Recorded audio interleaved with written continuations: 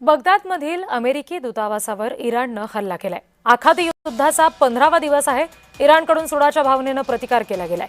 शेजारील मुसलमान राष्ट्रांवर इराणकडून हल्ले सुरूच आहेत। आखाती युद्धाचा आजचा हा 15वा दिवस आहे आणि इराणकडून अजूनही हल्ले सुरूच आहेत। सुडाच्या भावनेनं आता हा प्रतिकार केला जातोय। शेजारच्या मुसलमान राष्ट्रांवर इराणकडून हल्ले सुरूच आहेत। अमेरिकी दूतावासावर सुद्धा इराणनं हल्ला केलाय।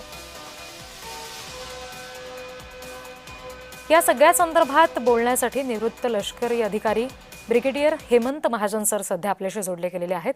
महाजन सर, अमेरिकी दूतावासावर आता इराणनं हल्ला केला। एकंदरीत सुडाच्या भावनेनं हा सगळा प्रतिकार आता होताना दिसतोय।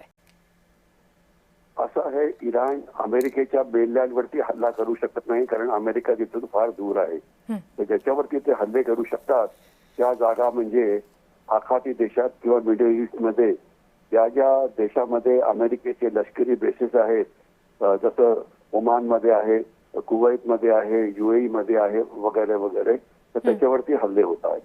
आणि जोपर्यंत दूतावास आहेत जिथे मिलिटरी बेसेस नाही तिथे सुद्धा प्रत्येक देशात दूतावास असणं स्वाभाविक आहे, कारण अमेरिका हे जगातलं सर्वात मोठं राष्ट्र आहे सक्तीच्या दृष्टीने, त्याच्यामुळे त्यांचा प्रत्येक देशात दूतावास आहे। आणि याच्यावरती आता इराण हल्ला करते कारण ते जवळ आहे। आणि दूतावास असो की म्हणजे दूतावासाला काही स्वतःचं रक्षण करण्याची काही फारशी क्षमता नसते, म्हणजे त्यांच्या भोवती अँटी एअरक्राफ्ट डिफेन्स लावलेला आहे किंवा त्याच्या भोवती रंगाडे उभे असं काही नसतं। ते आपण जर कधी दिल्लीतल्या दूतावासाकडे बघितले असतील तर एक नॉर्मल एरिया असते जिथे फक्त थोडीशी 2-3 बॅरिकेड लावून त्याला थोडं प्रोटेक्ट केलेलं असतं। तर या सगळ्या दूतावासांवरती आता इराण हल्ले करते कारण ते इझी टार्गेट्स आहेत, तर ते करतीलच।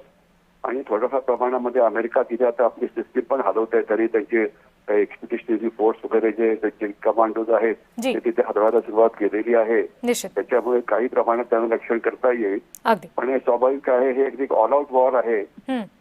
आणि जिथे जिथे अमेरिकन्स आहेत त्याच्यावरती इराणी हल्ला करतायत। आणि इराणचे जे कमर्शियल टार्गेट्स आहेत, मग ते रिफायनरीज असो की तेलाचे डेपोज असो की पाईपलाईन असो की ते खरं गार्डन असो, त्याच्यावरती अमेरिका हल्ले करत आहे। त्याच्यामुळे हे चालूच आहे। सर, धन्यवाद। आपण जय महाराष्ट्रशी सविस्तरपणे या संदर्भात बोललात यासाठी।